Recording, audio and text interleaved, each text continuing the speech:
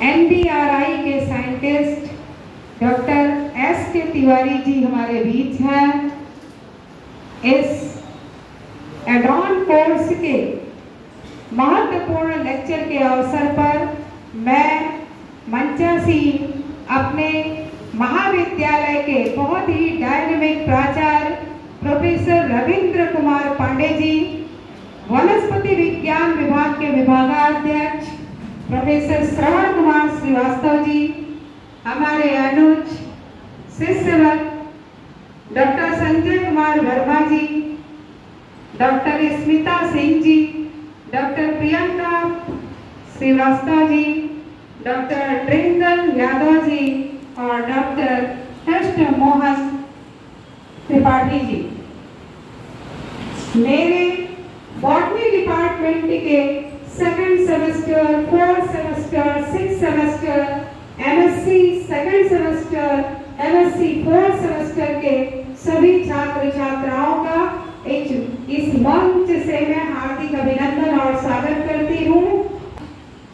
आप यहाँ आए और माँ सरस्वती जी का आवाहन करें।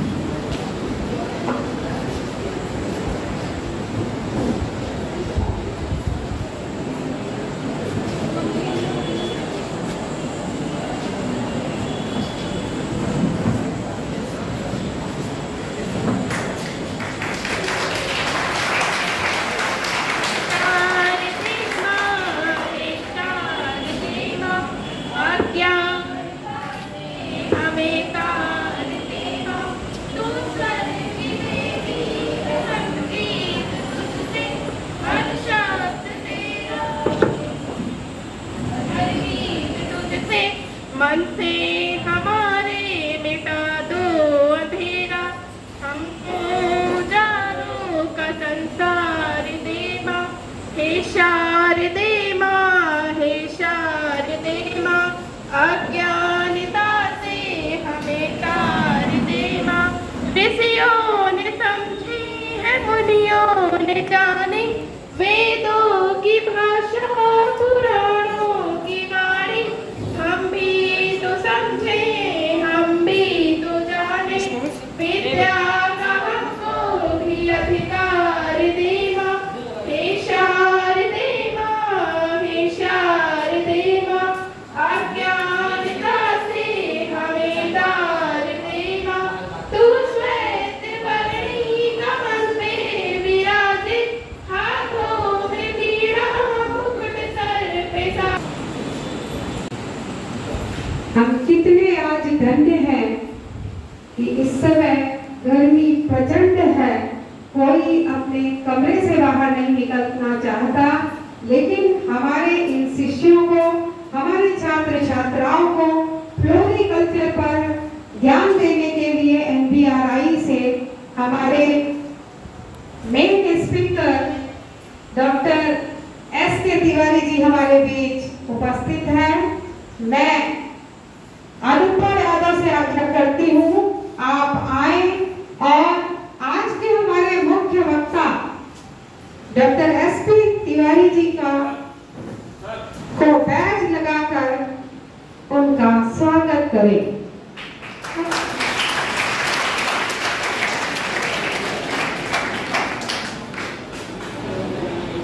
स्वागत की अगली कड़ी में मैं आमंत्रित करती हूँ शालिनी ओझा, आप आए और प्राचार्य महोदय को बैज लगा। स्वागत के क्रम में मैं आमंत्रित करती हूँ आकांक्षा मौर्य, आप आए और वनस्पति विज्ञान के विभागाध्यक्ष प्रोफेसर श्रवण कुमार श्रीवास्तव जी को बैज लगाकर उन्हें सम्मानित करें।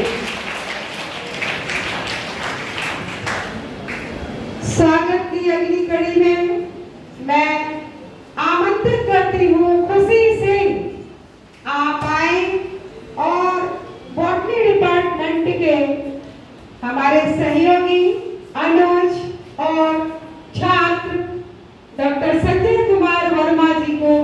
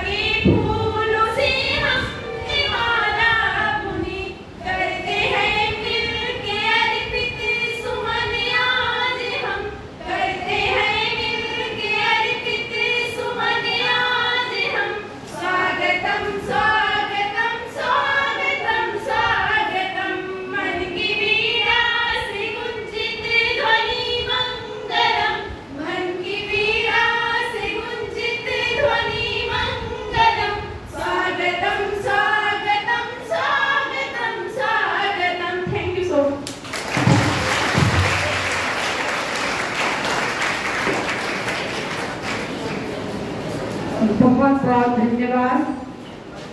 अब मैं स्वागत की अगली कड़ी में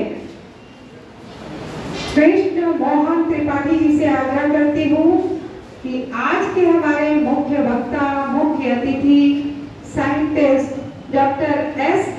तिवारी जी को माल्यार्पण कर उनका स्वागत करें।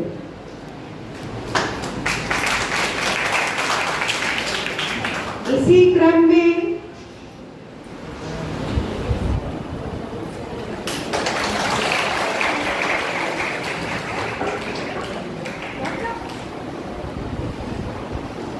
ये आगे की पंक्ति में जो छात्र बैठे हैं मैं उन्हें आमंत्रित कर रही हूँ, आप मंच के पास आए, का स्वागत करें।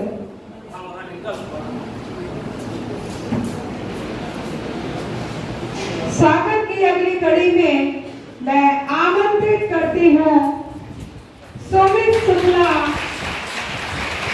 आप वनस्पति विज्ञान के विभागाध्यक्ष प्रोफेसर श्रवण कुमार श्रीवास्तव जी का माल्यार्पण कर उनका स्वागत करें।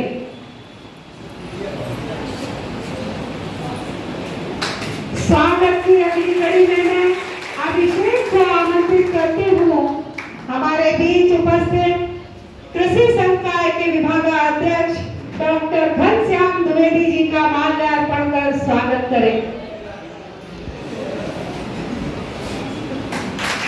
स्वागत की अगली कड़ी में मनोज तिवारी जी से आग्रह करती हूँ, आप वनस्पति विज्ञान विभाग के प्राध्यापक डॉक्टर संजय कुमार वर्मा जी का माल्यार्पण कर स्वागत करें। इसी क्रम में मैं खुशी सिंह को आमंत्रित करती हूँ, आप आए और स्मिता मैम को बैच लगाकर उनका स्वागत करें। वर्षा पांडे जी से आग्रह करती हूँ, आप आए और प्रियंका मैम को बैच लगाकर उनका स्वागत करें।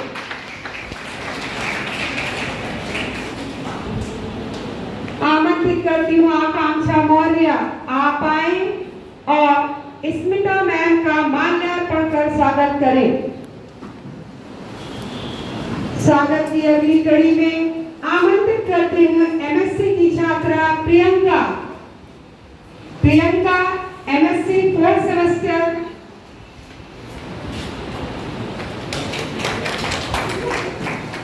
आप आए और प्रियंका मैम का माल्यार्पण कर स्वागत करें। इसी क्रम में मैं आमंत्रित कर उनका स्वागत करें क्योंकि वे प्रभारी हैं। इसी क्रम में मैं आमंत्रित करती हूँ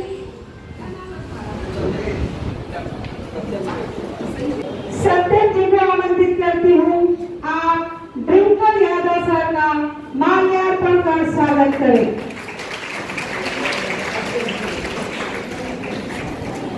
बच्चों,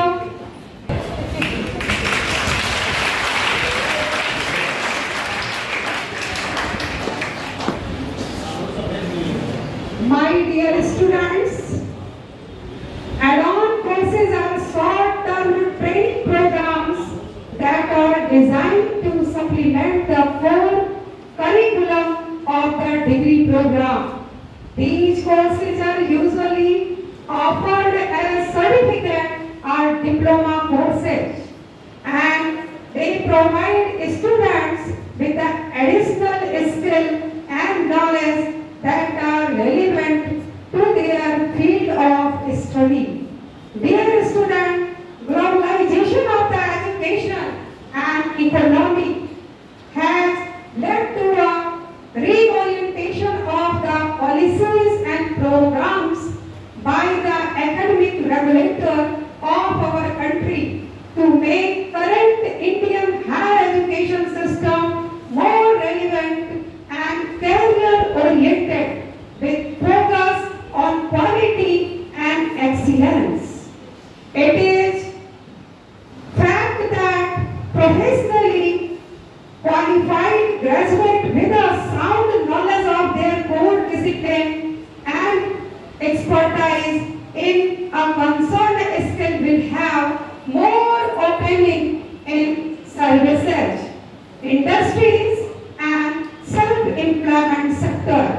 demand and scope for such professionally trained graduates are visible in the applied field of almost all basic disciplines and faculties. In the current changing global scenario, it is likely to increase in the future.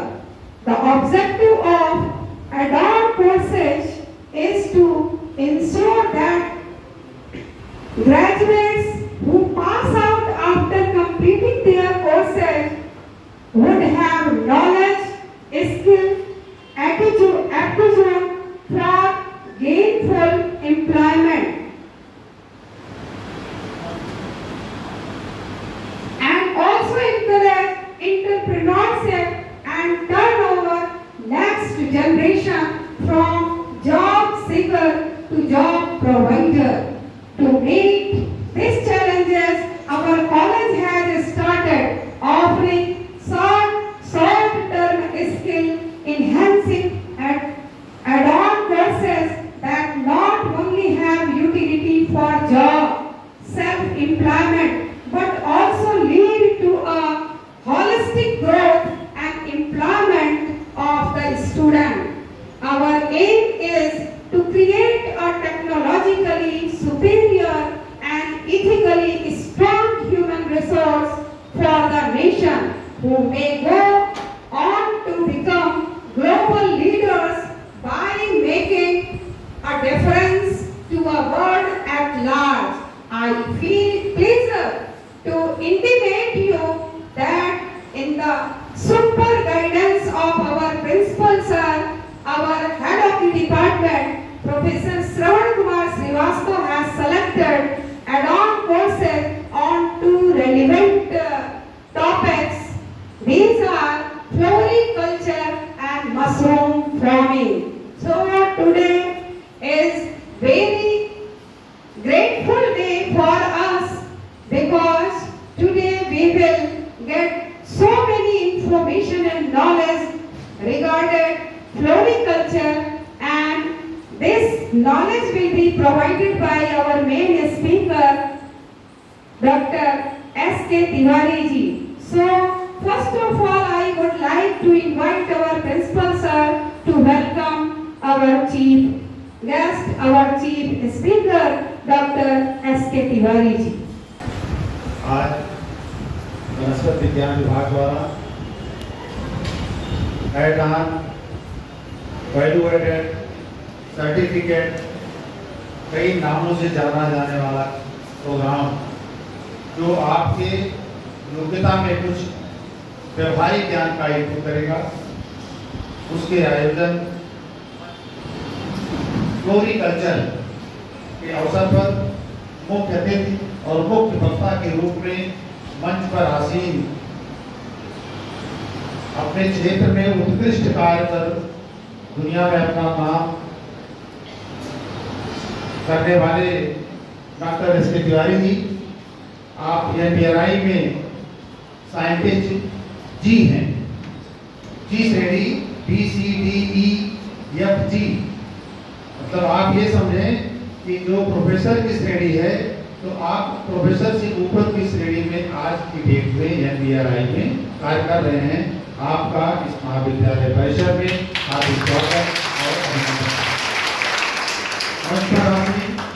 वनस्पति विज्ञान विभाग के विभागाध्यक्ष professor Shravan Kumar Srivastava ji, मंच का अच्छा संचालन कर रही doctor Reema Sharma ji, agriculture department के डॉक्टर घनश्याम द्विवेदी जी, वनस्पति विज्ञान विभाग से ही doctor Sanjay Verma, doctor Priyanka Srivastava, doctor Krishna Mohan, doctor Trinkle, agriculture department से ही डॉक्टर स्मिता, डॉक्टर विनय पांडे, अविनाश मिश्रा और जियोलॉजी डिपार्टमेंट से आनंद चतुर्वेदी, छात्र एवं छात्राओं, आप सब लोग बायो ग्रुप के स्टूडेंट्स होंगे, स्नातक हो या परास्नातक, BSc के हो सकते हैं या MSc के हो सकते हैं। यह जो कंसेप्ट है ये पहले से चला रहा है, ये नीति के पहले से कि जो हमारा करिकुलम का पार्ट है उसको हमें और वाइड बनाना है। बहुत सारी चीजें हम लैब में पढ़ के चले गए और जब फील्ड में गए तो गेहूं और जौ में अंतर नहीं कर पाए।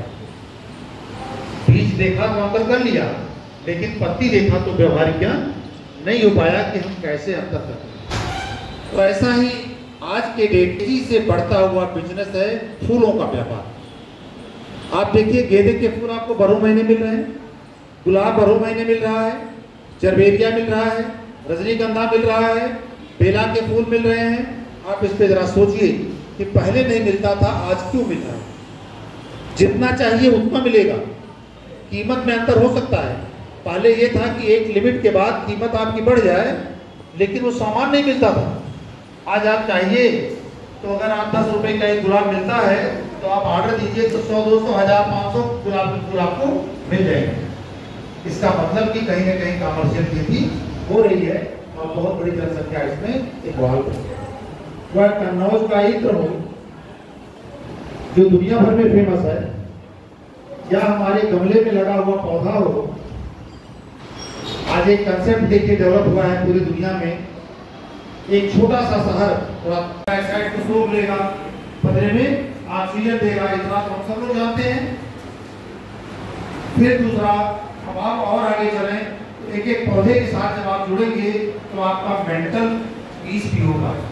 आप इस चीज पर नहीं ध्यान देते हैं कि हमको कितनी मानसिक शांति मिलती है सुबह टहलने में और शाम के टहलने में और दोपहर के टहलने में। तीनों समय विजिट करिए, तीनों समय में आपको अंतर महसूस होगा। अपना ही घर और लान है। तो आज ऐसी बातें हम लोग सुनेंगे डॉक्टर साहब से और उसका अनुसरण करने का प्रयास करेंगे। मैं अपने प्राचार्य महोदय, अपने विभागाध्यक्ष श्रवण कुमार श्रीवास्तव जी से, अपने सभी अनुज से ये आग्रह करती हूँ कि आज के हमारे मुख्य वक्ता डॉक्टर एसके तिवारी जी को मोमेंटो भेंट कर उनका स्वागत करें। प्रभारी फ्लोरिकल्चर, प्रभारी mushroom farming twinkle Yadav ji और कृष्ण मोहन त्रिपाठी जी, सभी बॉटनी डिपार्टमेंट, एग्रीकल्चर डिपार्टमेंट, सभी सहयोगियों से यह आग्रह है कि आज के हमारे मुख्य अतिथि, मुख्य वक्ता, scientist doctor SK Tiwari ji को स्मृति चिन्ह भेंट कर उनका स्वागत करें।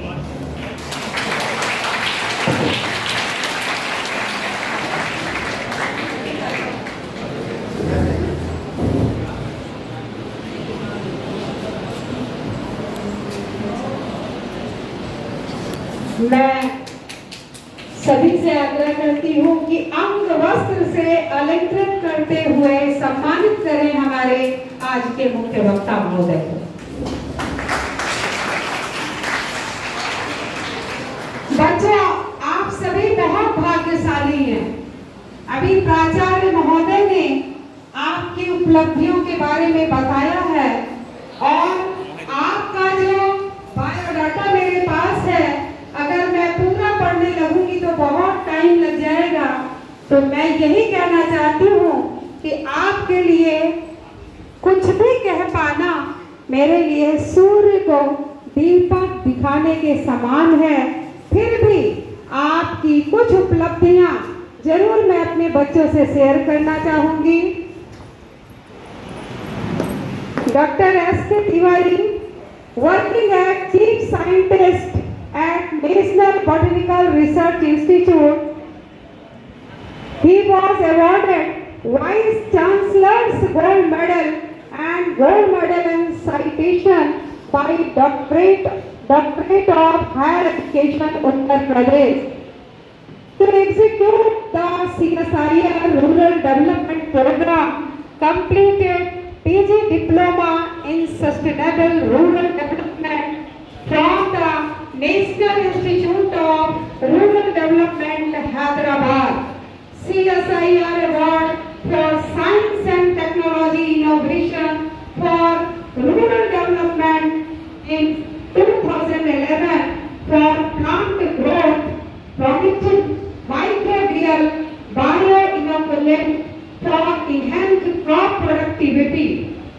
He got CSIR Technology Award in 2015 for the development of improved varieties and promotion of cultivation of medicinally important plant Ashwagandha. He got over 34 years research and development experience in the area of the eco-restoration of sodic wasteland and their economic utilization, conservation and cultivation of medicinal and aromatic plants.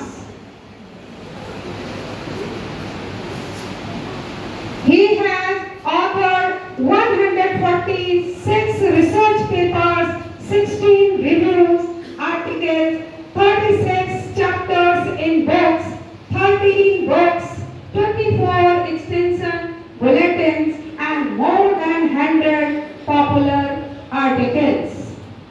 The research work is focused on utilization of sodic soil and cultivation of medicinal, aromatic, dye-yielding and other non-traditional economic plants in organic farming system. His biggest contribution in the extension of agricultural technology to the farmers, including the Northeast. He commanded and completed several such projects aiming at rural development mission by the extension of NPRI green technology such as dehydrated floral crop for women empowerment, modern polyhouse for introducing Jarbera in Uttar Pradesh.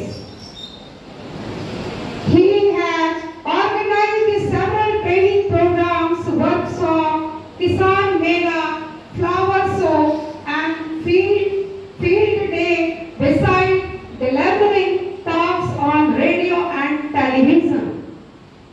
He has associated with the implementation of the official language in the institute in various capacities, including chief editor in Hindi magazine Vigyan Vani. The popularization of the scientific and technical writing in Hindi is his major interest.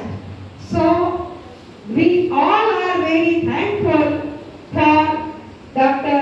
S.K. Tiwari ji who came here और हम सभी को अंधकार से प्रकाश की ओर ले जाने के लिए आपने इस प्रचंड गर्मी में जो प्रयास किया है, इसके लिए आप साधुवाद के पात्र हैं।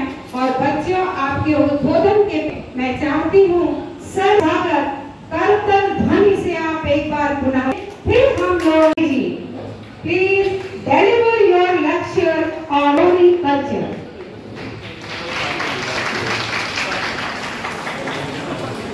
Thank you madam.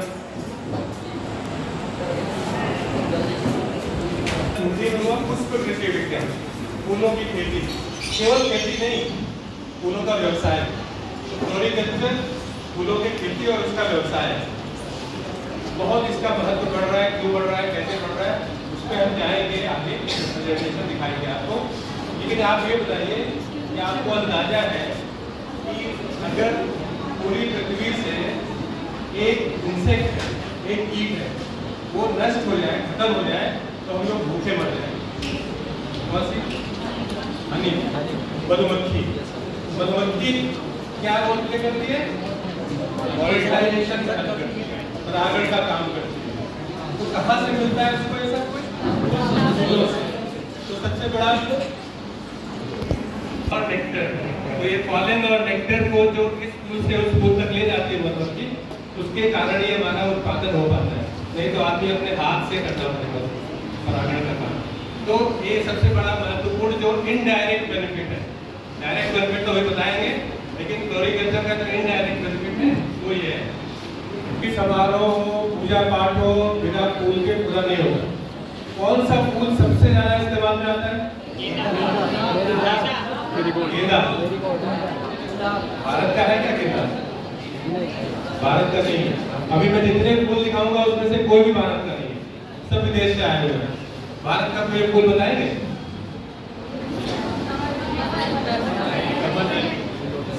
गेंदा के बाद जो दूसरा सबसे कॉमन फूल है जो आपके घरों में लगता है, गुड़हल। गुड़हल भी हमारा नहीं है, उसको अंग्रेजी में क्या कहते हैं? China rose. इसका मतलब क्या है? भारत का जो होगा उसके बॉटनिकल नाम में मोस्ट प्रोबेबली ज्यादातर इंडिका लगा होगा, है ना? तो ज्यादातर फूलों के किसी का नाम रोज इंडिका नहीं है। रोज की कुछ स्पीशीज है रोजा इंडिका नाम से, उनको कह सकते हैं। तो ये तमाम तरह से इसका वर्गीकरण, क्लासिफिकेशन किया जा सकता है। गर्मी में जो उगते हैं उनको समर सीजन, जाड़े में जो उगते हैं विंटर सीजन, बारिश में जो उगते हैं उनको रेनी। देखते होंगे मौसम भी अच्छा होता है और गर्मियों में सबसे कम होती है। तो जाड़े का मौसम इसके हिसाब से सबसे ज्यादा अनुकूल है फूलों के। उसके बाद उनकी लाइफ साइकिल एक सीजन में पूरी हो जाती है या 1 साल 2 साल लगता है। जैसे गुलाब आप सब जानते हो बहुवर्षीय है ना, गेंदा सीजनल प्लांट है। तो इस तरह से उनका क्लासिफिकेशन किया जा सकता है। फिर उसको प्रवर्धन कैसे किया जा सकता है? कुछ को जड़ से किया जाता है, ट्यूबर से, कुछ को बल्ब से किया जाता है, कुछ को कटिंग से, कुछ को सीड से। तो उस हिसाब से भी इसका वर्गीकरण किया जाता है। ये कहाँ पे कैसे इस्तेमाल होता है, क्रॉकरी में, हैंगिंग बास्केट में, उसके हिसाब से ये सारा वर्गीकरण किया गया है। कुछ फूल ऐसे होते हैं जिनको सुखा करके भी उनका इस्तेमाल किया जा सकता है। तो ऐसा फूल में क्या खास बात होनी चाहिए कि सुखाने पर भी उसका रंग न जाए। अगर आपने लाल रंग का फूल सुखाया और सूख के काला हो गया, उस पर तो आपको जबरदस्ती बताना पड़ेगा कि ये गुड़हल लाल रंग का था तो काला हो गया। तो फूल में ऐसे गुण उसके पिगमेंट रिस्पॉन्सिबल होते हैं कलर के लिए। तो पिगमेंट का जो कंपोजिशन है उस पर डिपेंड करता है कि वो सूख के अच्छा होगा या नहीं होगा। हर्बेरियम बनाया होगा आप सबने हाई स्कूल इंटर में, कैसे बना? प्रेस कर देते थे बाद में मैगजीन के बीच में और उसके बाद उसको बीच में 2-4 बार पलट देते थे, तब भी थोड़ा सा काला हो जाता। फिर एक ट्रेडिशनल, नॉन ट्रेडिशनल और इंडस्ट्रियल फ्लावर, ये क्लासिफिकेशन है, ये बहुत महत्वपूर्ण है। ट्रेडिशनल का मतलब है वो फूल जो खुले में उगाए जा सकते हैं, वो फूल जो गिनती से नहीं तौल के बिकते हैं। जैसे गेंदा है, गेंदा तौल के बिकता है ना, या माला बनी हुई मीटर के हिसाब से मिलती है।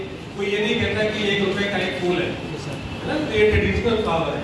ट्रेडिशनल फ्लावर खुले खेत से आसानी से उगाए जा सकते हैं। हमारी जो जलवायु है, हमारे देश की जो मिट्टी है, उसमें वो अनुकूलित हो चुके हैं। जो नॉन ट्रेडिशनल फ्लावर्स है उसको आपको कट फ्लावर कहते हैं, मॉडर्न फ्लावर कहते हैं। कट फ्लावर का मतलब क्या हुआ कि फूल को काट के गिनती के हिसाब से, दर्जन के हिसाब से बेचा जाता है। ग्लैडोलस जानते हैं सब? जाड़े में खूब बिकता है फ्लोरिस्ट की शॉप में। गुलाब भी गिनती के हिसाब से मिलता है, रजनीगंधा गिनती के हिसाब से मिलता है। और तीसरी तरह के फूल होते हैं जिनको उगाने के लिए खुले में खेती नहीं कर सकते, उनको पॉली हाउस अंदर, नेट हाउस के अंदर उगाना पड़ता है, जहाँ आप तापमान और आर्द्रता को नियंत्रित करते हैं। कुछ ऐसे फूल हैं जिनसे कोई ऐसा केमिकल मिलता है, जैसे रजनीगंधा है, जैस्मिन जानते हो, जैस्मिन, बेला, मोगरा, जूही, चमेली, इनमें से सुगंध तेल मिलता है। उस तेल का क्या करते हैं?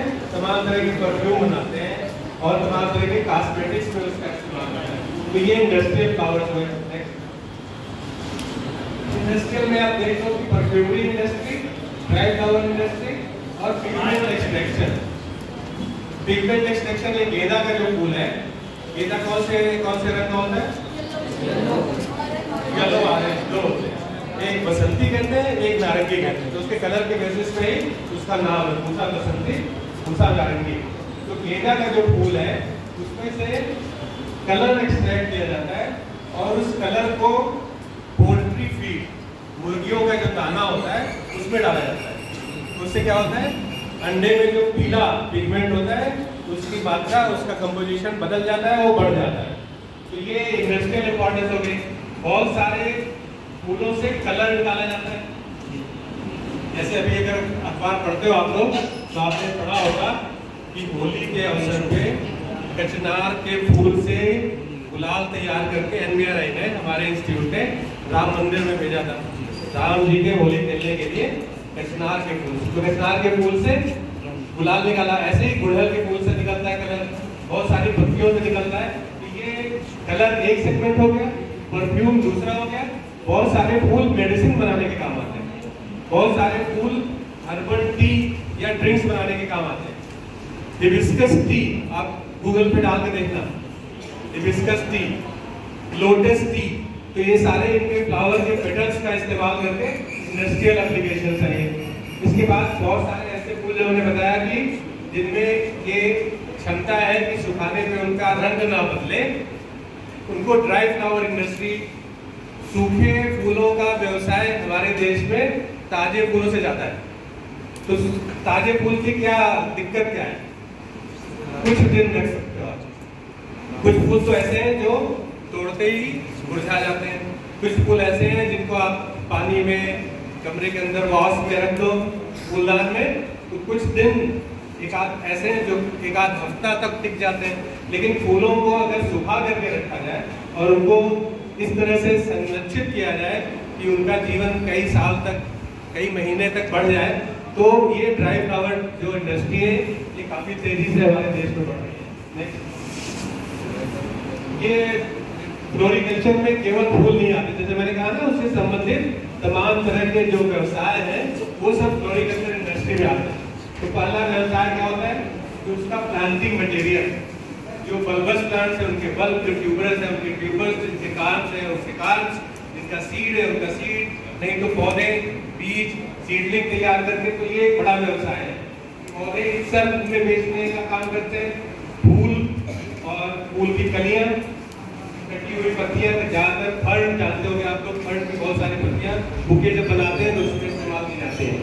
इसी तरह से बहुत सारे मॉसेस हैं, ड्राई फ्लावर्स हैं, पिगमेंट जैसे मैंने बताया गेंदा से जो फूलों से तेल निकाला जाता है, जैसे रजनीगंधा और जैस्मिन से, और गुलकंद, गुलरोगन, पंखुड़ी, ये ऐसी चीजें हैं जो गुलाब की किस्म होती है जिसमें बहुत अच्छी सुगंध होती है, उसको दमस्क रोज कहते हैं। तो उसकी पंखुड़ियों से जब तेल निकाल लेते हैं, उसके बाद जो पंखुड़ियां बचती हैं उसको शुगर सिरप में बना करके गुलकंद बनाया जाता है, जो मीठा होता है, पान में डाल के खाते हैं। इसी तरह से गुलाब जल बनाया जाता है उससे। तो ये सीड प्रोडक्शन एक और एक्टिविटी है। नेक्स्ट, अब ये जो ट्रेडिशनल और मॉडर्न फ्लावर है, मॉडर्न का मतलब कट फ्लावर, इनको फूल को काट करके गिनती के हिसाब से भेजा जाता है, और ट्रेडिशनल का मतलब छोटा फूल जो खुले में उगाए जाते हैं और उनको वजन के हिसाब से भेजा जाता है। अब इसमें हर कैटेगरी में कौन कौन सा फूल है आगे देखो, ये तो सब लोग जानते हैं पहले तो, है ना, ये ट्रेडिशनल फ्लावर है, गेंदा है ना। गेंदा दो तरह का होता है, एक हजारा गेंदा कहते हैं, यानी कि अफ्रीकन मैरीगोल्ड जो बड़ा होता है, और एक फ्रेंच मैरीगोल्ड होता है, जाफरी गेंदा कहते हैं, जो ऊपर वाला है, ये छोटे छोटे फूल होते हैं, ये जाफरी गेंदा, ये हजारा गेंदा है। ये जैस्मिन है, ये गुलाब में बहुत तरह के गुलाब होते हैं, 2-3 तरह का मैं दिखाऊंगा आपको। ये जो ये वाला है, इसको टेम्पलेट रोज कहते हैं, ये सबसे कॉमन है जो घरों में लगा रहता है, लगभग साल भर फूलता है, बहुत गर्मी और बरसात के कुछ दिनों को छोड़ के, बड़ी आसानी से हल्की हल्की सुगंध होती है। लेकिन इसको कट फ्लावर में नहीं जा सकता, क्योंकि इसी जैसे आप तोड़ते हो इसकी पंखुड़ियां झड़ने लगती हैं। लेकिन ये फूल में, छोटा फूल में खूब बिकता है, इसकी माला मंदिरों में सबसे ज्यादा इस्तेमाल में आती है। फिर नीचे जो आप हल्के गुलाबी रंग का देख रहे हो, ये है डमस्क रोज। डमस्क रोज का मतलब इसमें सुगंध सबसे ज्यादा होती है, और गुलाब का तेल जो लगभग 4 लाख रुपए लीटर या किलो के हिसाब से बिकता है, वो इससे ही निकलता है, इससे ही। और इसी की पंखुड़ियां जो मैंने बताया था, तेल निकालने के बाद गुलकंद बनाने का काम आती है। फिर ये वाली जो सीरीज है, इसमें ये है गुलदाउदी, ये रजनीगंधा है, ट्यूबरोज, ये ग्लैडुलस है, और ये एचटी रोज है। एचटी रोज का मतलब हाइब्रिड टी रोज। हाइब्रिड टी रोज की डंठल लंबी होती है, स्ट्रॉन्ग होती है, फूल की पंखुड़ियां बिखर नहीं जाती हैं, और उसको काट करके फूलदान में लगा के आप कई दिन तक रख सकते हो। तो ये ऐसे फूल हैं जो ओपन में हो जाते हैं, ये भी सारे ओपन में हो जाते हैं, लेकिन ये सब तौल के हिसाब से बिकते हैं। ये भी ओपन में हो जाते हैं, लेकिन इनको लैंडलेस को, रोज को, क्राइसैंथेमम को पॉली हाउस में भी कर लो तो साल भर कर सकते हो, अदरवाइज ये सीजनल बने रह जाते हैं। तो ये गिनती के हिसाब से बिकते हैं, इनकी स्पाइक बिकती है, कट फ्लावर बिकता है ना, केवल इनको तौल के हिसाब से नहीं। और ये वाले जो इधर ये फूल है, ये सारे विदेशी तो सब है, लेकिन ये बहुत हाल में आए, ये सैकड़ों साल से हमारे देश में है, ये अभी नए आए। सबसे ऊपर है आपने जरबेरा। दुनिया में जो सबसे ज्यादा फूलों का व्यवसाय होता है, गुलाब का होता है, 3 नंबर पे जरबेरा आता है। ये कार्नेशन, जरबेरा, कार्नेशन, लिलियम्स और ये है आर्किड्स। ये ऐसे फूल हैं जो विदेशी हैं, जिनको खुले में नहीं उगाया जा सकता। जरबेरा अगर आप खुले में उगाओगे तो सितंबर अक्टूबर में लगाओगे और मार्च के बाद बचेगा नहीं भी पौधा। लेकिन अगर इसी को पॉली हाउस में लगा दो, पॉली हाउस में क्या करते हैं, टेम्परेचर और ह्यूमिडिटी को कंट्रोल करते हैं। तो पॉली हाउस में लगा दो तो एक बार लगाने से आप 5 साल तक फूल तोड़ते रह सकते हो। तो हर 4 महीने पे नया पौधा लगाओगे तो उसकी कास्ट इतनी ज्यादा आएगी कि आपको उसकी खेती से कोई लाभ नहीं होगा। ये जो डिफरेंस है, 3 तरह की फ्लोरिकल्चर होगी ना, नीचे वाली जो है ये हाइब्रिड है, इसमें दोनों गुण है, और ये वाला पूरा देशी हमारा तरीका है, और ये वाला विदेशी फूल है। अब ये एक हमने कुल आइडिया देने का कोशिश किया है कि हॉलैंड सबसे बड़ा उत्पादक है फूलों का, और हॉलैंड का क्षेत्रफल हो सकता है कि हमारे लखनऊ और गोंडा मिला के उतना भी ना हो। तो इतनी कम जमीन में लगभग 50% जो टोटल मार्केट है विश्व का, उस पर इतना करता है हॉलैंड का। सब पूरा टैबलेट लेके बैठे होते हैं बायर्स, उनका जो फ्लावर जिसका आया उसकी स्क्रीन पे पिक्चर आई, सामने प्रोड्यूस आया, और उन्होंने जो दाम देना है सबने डाला, जिसने हाईएस्ट दिया वो लेके। तो इस तरह के हम लोग के भी देश में फ्लावर ऑक्शन ऑर्गेनाइज हो रहा है।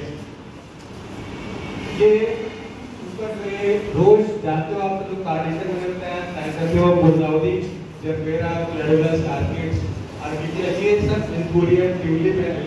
ये ऐसी फसलें हैं जो विश्व में इनका व्यवसाय बड़े स्तर पर किया जा रहा है। ये जरबेरा, कार्नेशन ये पॉली हाउस में होते हैं। ये फोटो नीचे दी हुई है।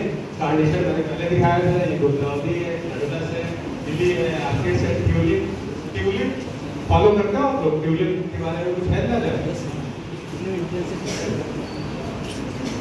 मतलब हमारे क्यों है सर? क्योंकि हमारी जलवायु बहुत अनुकूल नहीं है। ज्यादातर मैंने बताया था कि सबसे ज्यादा फूल किस मौसम में आते हैं? जाड़े में। तो जाड़ा तो 3-4 महीने रहता है, और जहाँ पूरे 12 महीने जाड़े जैसा मौसम रहता है वो फूलों के लिए आदर्श है, यानी कि बेंगलोर, पुणे या फिर हमारे उत्तराखंड, हिमाचल प्रदेश के पर्वतीय भाग, तो वहाँ से फूलों की खेती की जा सकती है। अब एरिया 72%, टोटल जो ट्रेड है उसका 65% केवल नीदरलैंड्स में। नेक्स्ट, तो एरिया तो कांस्टेंट है और पॉपुलेशन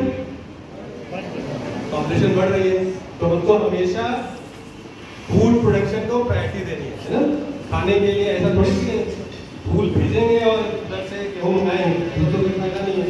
तो इसको देखते हुए ये जो लगभग 9% के हिसाब से बढ़ रहा है, और ये व्यवसाय एक सीमा के रहते हुए अपनी क्षमताओं को और अपनी एक तो ऐसे फूल जैस्मीन वाले, रजनीगंधा वाले जो सुगंध देते हैं, तो इनकी जो प्राइस है वो उतनी नहीं मिलती है जितनी जरबेरा और लिलियम को मिलती है। पेस्टिसाइड का रेशियो मिल गया है। अभी आपने पढ़ा होगा मसाले के बारे में, है ना, एमडीएच और एवरेस्ट, इतने स्ट्रिंजेंट फेलियर्स होते हैं कि जरा सा भी पेस्टिसाइड रेशियो जो कि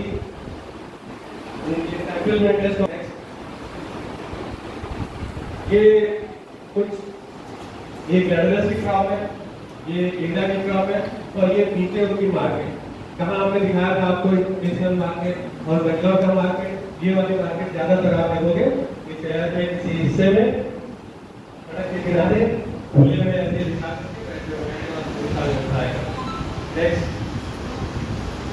लेकिन ये सब गलत है। के ऊपर ये जो है मेरा लगा हुआ पॉली हाउस, फिर मेरी खेती नहीं है मेरा पॉली हाउस में, कार्नेशन पॉली हाउस में, लिलियम पॉली हाउस में ये सब हो रहे हैं आपके आसपास है। अभी तो किसान को भी दिखाऊंगा इसमें क्या है।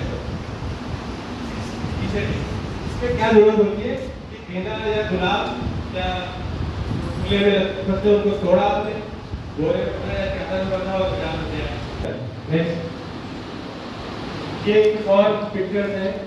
ये पहली वाली जो लाइन है ये हॉलैंड, ये हॉलैंड का जरबेरा का पॉली हाउस है, ये उनका ट्यूलिप का फील्ड है और ये उनका मार्केट है। ये हमारा ये किसान ये हमारा कंपनी के हैं मोइनुद्दीन नामेड का, और इनोवेशन हो रही है उसकी क्लाइमेटिक रिक्वायरमेंट, न्यूट्रिएंट रिक्वायरमेंट पे जो हम लोग to our main speaker Dr. S.K. Tiwari ji for so nice lecture delivered by him on floriculture. Now I request our head of the department, Professor Shravan Kumar Srivastava, for vote of thanks. हमारे आज के मुख्य वक्ता doctor S K. Tiwari ji, agriculture के head of department doctor Shyam Dwivedi ji, नीचे पकड़ बैठे हुए डॉक्टर संजय वर्मा जी एवं हमारे सहयोगी doctor Neha Sharma ji, doctor Priyanka Srivastava ji, doctor Smita जी, डॉक्टर विनय जी, डॉक्टर चतुर्वेदी जी, डॉक्टर कलातर जी एवं डॉक्टर कृष्ण मोहन त्रिपाठी जी एवं मेरे प्यारे बच्चों, अभी बहुत दिनों से ये डॉक्टर साहब का लेक्चर डॉक्टर साहब को बुलाने के लिए मैं काफी दिनों से सुन रहा। आपने आज डॉक्टर एस.के. तिवारी जी का व्याख्यान सुना, एक क्लिप भी देखी, वीडियो भी देखा, आपने कागज में सागर भर दिया। आप अभी तक आप लोग जो फ्लोरिकल्चर पढ़ रहे थे तो सारे फ्लावर्स का डेमोंस्ट्रेशन यहाँ नहीं हो पा रहा था। कुछ को आप लोगों ने देखा, हमारे जो गार्डन में है कुछ को देखा, कुछ के बारे में मैं कहा करता था कि मैं आपको देखिए प्रक्योर हो जाएगा तो आप तक पहुँचा। मेरी एक आदत है कि किसी चीज को जो बताया जाए पढ़ाया जाए उसको आपको दिखा भी दिया जाए या उसका प्रैक्टिकल करा दिया जाए, तो प्रयास मैं कर रहा था। लेकिन आज आप लोगों ने जो सजीव चित्रण उसका आपने देखा, और डॉक्टर तिवारी जी ने फ्लोरिकल्चर का पूरा क्या महत्व है, इसके जो डिफरेंट एप्लीकेशंस हो सकते हैं। आप उसको सोचते हैं कि फ्लोरिकल्चर पढ़ लेंगे तो उसका क्या वो है, क्या उसका तो इसकी बेनिफिट्स क्या हैं, इसके अचीवमेंट्स क्या मिलेंगे। तो आपने देखा कि हम फ्लावर को केवल फ्लावर का ही कल्टीवेशन को प्रोडक्शन नहीं करना है, फ्लावर को ही आपको ग्रो नहीं करना है, उसके साथ में आप उसको ड्राई करके भी उसका मीडियम बनाने या डिफरेंट टाइप के उसको म्यूजियम में बना करके उसको प्रिजर्व कर सकते हैं। और उससे आप जो है वो अगर किसी को जॉब नहीं मिलता है तो आपको जॉब मिल जाएगा। एक हमारे पौधा की एक साइंटिस्ट हैं जिन्होंने बंगलौर में फ्लोरिकल्चर का ही विभाग खोला है और उसमें 400 एम्प्लॉइज हैं जिनको रोजगार दिया उन्होंने, और पूरे वर्ल्ड में सप्लाई है उनको। ठीक है, तो आप फ्लोरिकल्चर का जो महत्व है, फ्लोरिकल्चर के बारे में बहुत अच्छा सर ने व्याख्यान दिया। और एक बात आपको और बता दूं, मैं डॉक्टर साहब का लेक्चर जो है वो कृषि पे और बागवानी पे मैं डेली सुनता हूँ। इसमें आप आता है सुबह जो है वो किस चर्चा आती है, एक दोपहर में आता है, एक शाम को आता है, 3 टाइम आता है। तो डॉक्टर साहब का लेक्चर, डॉक्टर साहब को कैसे हम फ्लोरिकल्चर करें उसमें या उसके बारे में अक्सर आप बताते रहते थे। और मैं मेरी एक डायरी है, उस डायरी में सारे लेक्चर आपके नोट हैं। ठीक है, तो मैंने सर से रिक्वेस्ट किया, एक बात से मेरे मन की बात आई कि सर को बुलाया जाए और फ्लोरिकल्चर हमारे यहाँ शुरू हो गया है, उसमें आपका व्याख्यान हो जाए तो ज़्यादा अच्छा होगा। मैं समझता हूँ कि आप लोग सर के लेक्चर से आप लाभान्वित हुए होंगे। एक बात और आपके बारे में बताना चाहूँगा, डॉक्टर तिवारी जी अपने ही गोंडा जनपद के ही ये और